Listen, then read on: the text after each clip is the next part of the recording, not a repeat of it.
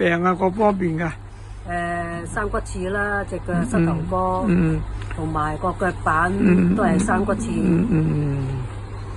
跟住你話血壓嗰方面，我幫你呢個幾多次即刻可以血壓咧有3次到啦，咁消艾嘅，都話好快脆去咗。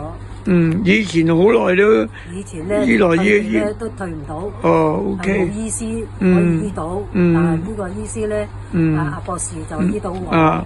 咁血壓咧就唔會上升啦，而家好咗好多。仲有冇其他嘢可以幫到你啊？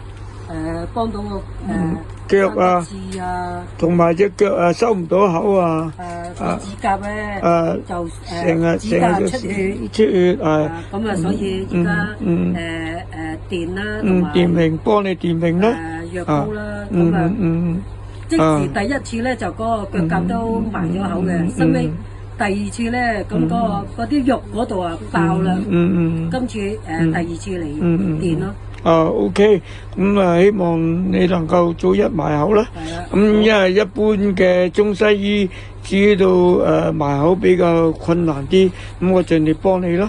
咁仲有冇其他問題啊？而家係逐步做補醫。做補醫。有冇痛啊？還是減輕咗？而家當時梗係冇痛啦，醫得到咯。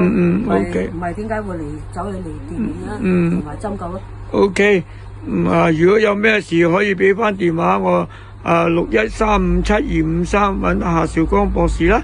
我係中醫師，可以幫到你啦。拜拜。拜拜。